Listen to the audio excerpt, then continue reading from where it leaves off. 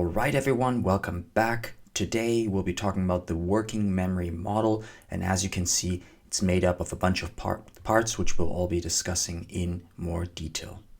A short overview of today's lesson. First, we'll start with the premise that the multi-store model is too simplistic and needs expansion.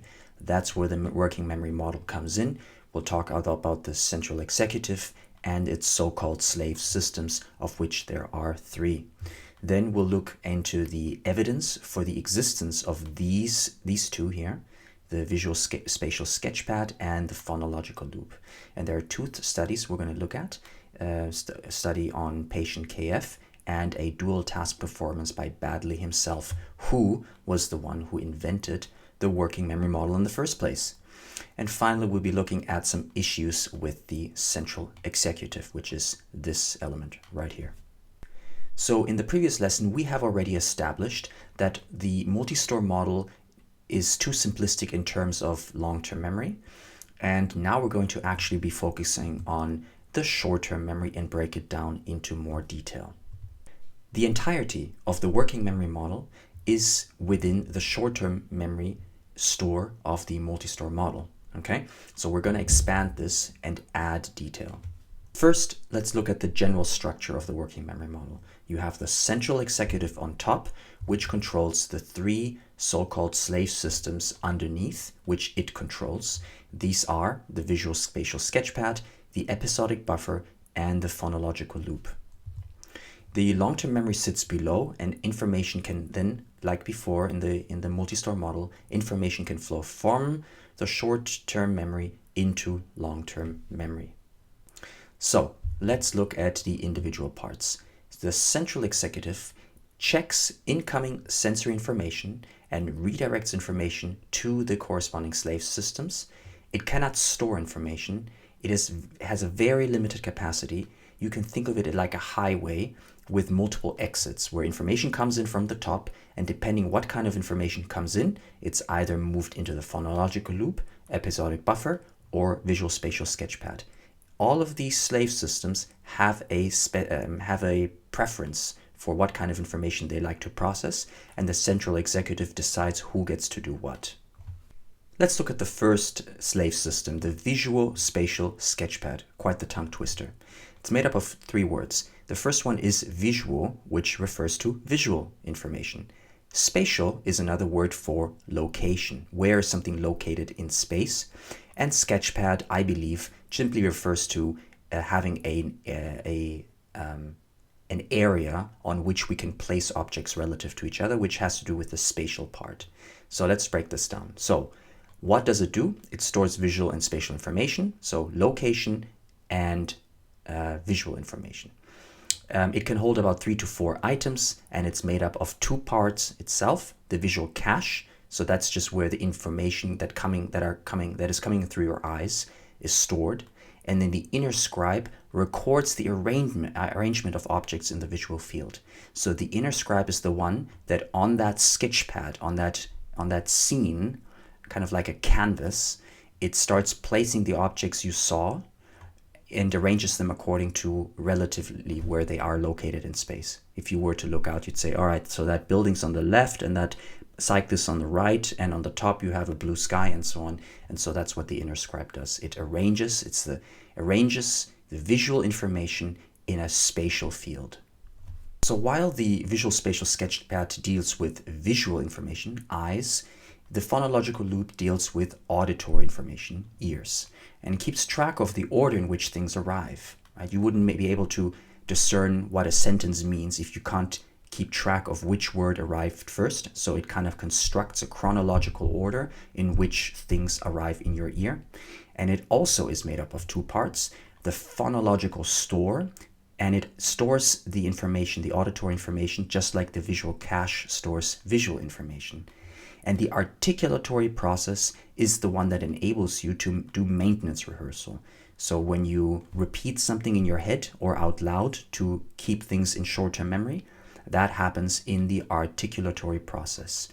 And the articulatory process can hold up to 2 seconds worth of things you can say. So whatever you can say within 2 seconds is what the articulatory process can store. Now, let's look at the episodic buffer.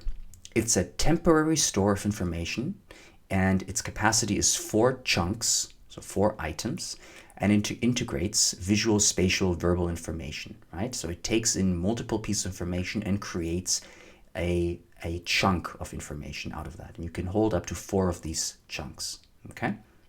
I wanted to bring up a study from the multi-store model that we discussed by Peterson in 1959, where participants were asked to count backwards with a 3-digit number, say 375, 374, 373, and so on, right? That is a phonological loop process. And if you want to measure the capacity of the short-term memory, and people are able to do maintenance rehearsal inside the phonological loop, then you're not really measuring the capacity of the short-term memory. You're just using this mechanism here to keep things inside short-term memory. That is why, because of the phonological loop, this is why participants in this particular study had to count backwards in order to not be able to do maintenance rehearsal inside the phonological loop.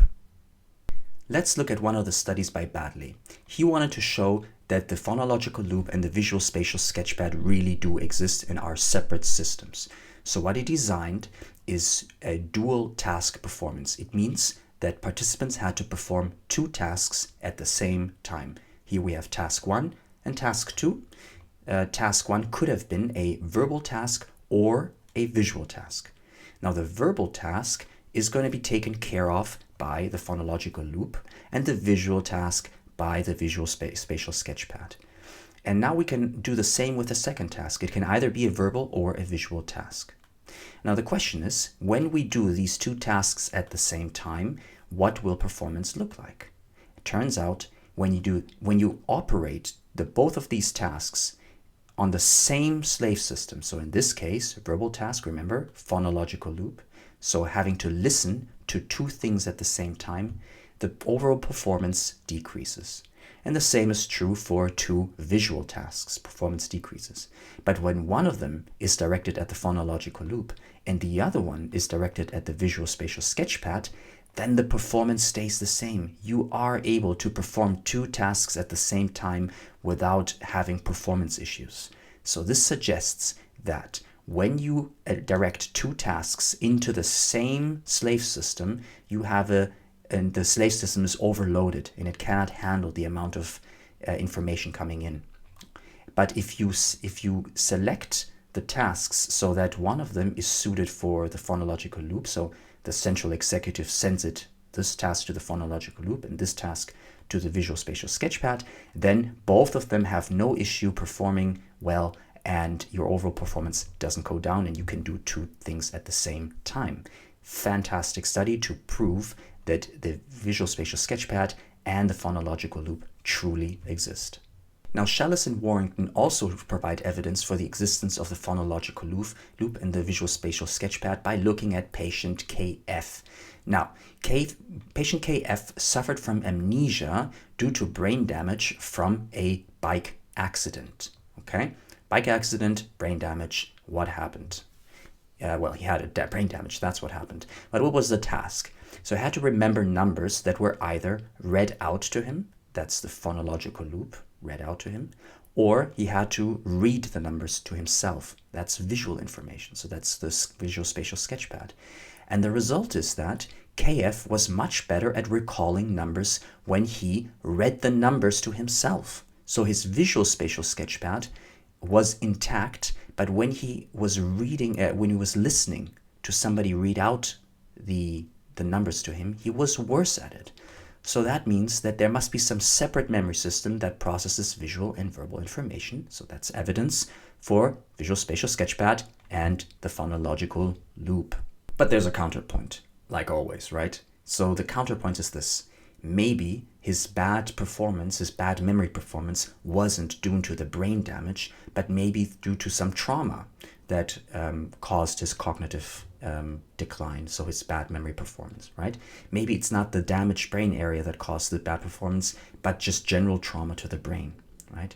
And so we cannot tell which one it is. I mean, the chances are pretty high that Shellis and Warrington are correct in their assumption that the phonological loop was damaged, but it might have just been this performance might not be due to brain damage, but to general trauma to the brain. Now, Badley admitted himself in 2008. He said, well, the problem with this is that the central executive is the most important but the least understood component of working memory. And so we need to work on the working memory model. And some other scientists suggested some of the things we need to do. We need to, first of all, obviously focus more on the central executive in terms of research. And we need to suggest maybe that the central executive might be also in part be broken down into multiple subcomponents that we haven't identified yet, right? And we need to do this because if we don't, the working memory model is not going to survive. We need the best description of memory, and maybe the working memory model, if it cannot improve on itself, it's going to be supplanted by some other better model that describes memory better, right? And so it is very natural in science to improve a model to fit the new data coming in. Right? If some researcher makes new research on the central executive and finds something, we can maybe then expand the working memory model to include that new data that would explain that new data. Leave a like if you liked it, subscribe and hit the bell to get notified when we drop a new video. Download these and many more slides for free, and consider supporting us on Patreon and get access to detailed mind maps and past exam revision content. If you're a teacher, get free access to ZenTeach, an online quizzing tool with ready-to-go multiple choice quizzes and automated feedback. Make sure to use this invite code, which is, like all links, in the video description below.